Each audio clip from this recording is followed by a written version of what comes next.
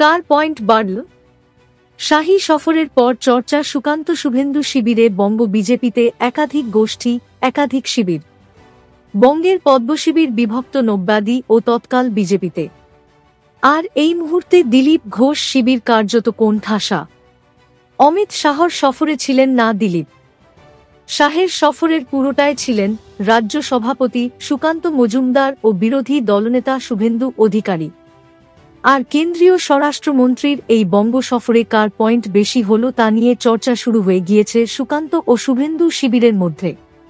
প্রকাশ্যে না হলেও রাজ্য সভাপতি ও বিরোধী দলনেতার দূরত্ব বঙ্গ বিজেপিতে বিভিন্ন সময়ে চোখে পড়েছে। আর এবার শাহর সফরে কে রইলেন তাঁর সুনজরে, কেই বা বেশি পয়েন্ট পেলেন, সেটাও চর্চা চলছে দুই শিবিরে। বিজেপি সূত্রে খবর, সুকান্ত মজুমদারের শিবিরের একাধিক নেতা বলছেন, দিল্লি থেকে অমিত শাহর সঙ্গে একই বিমানে তো দাদাই সুকান্ত এসেছেন। সবসময়ের সফর সঙ্গী ছিলেন সুকান্ত দাই।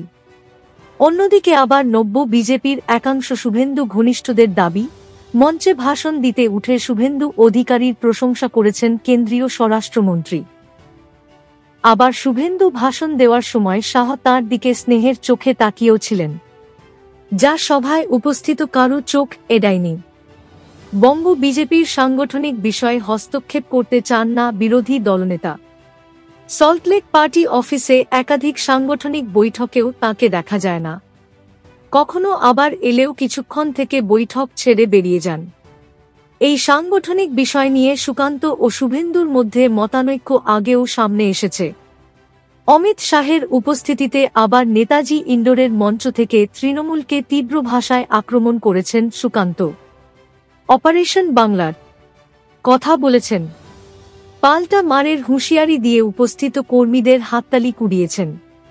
শুভেন্দু আবার বলেছেন, অমিত শাহকে সম্প্রতি 3টি অবদানের জন্য ধন্যবাদ জানাই। পহেলগাঁওয়ের ঘটনায় রাজ্যের 3 জনের প্রাণ গিয়েছে। বিতান অধিকারীর স্ত্রী নাগরিকত্বের দাবি জানিয়েছিলেন। অমিত শাহ সেটা দিয়েছেন। অমিত শাহ রিস্টার পূর্ণম সাউকে তাঁর পরিবারের কাছে ফিরিয়ে দিয়েছেন। কোচবিহারের উকিল বর্মনকে ফিরিয়ে দিয়েছেন বিএসএফকে দিয়ে।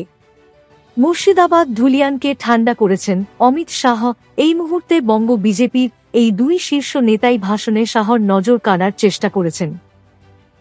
ফলে আলোচনায় এইসব বিষয় তুলে এনে বঙ্গ বিজেপিতে সুকান্ত ও শুভেন্দু দুই শিবিরেই চর্চা চলছে, কার পয়েন্ট শেষমেশ বাড়ল অমিত শাহর কাছে।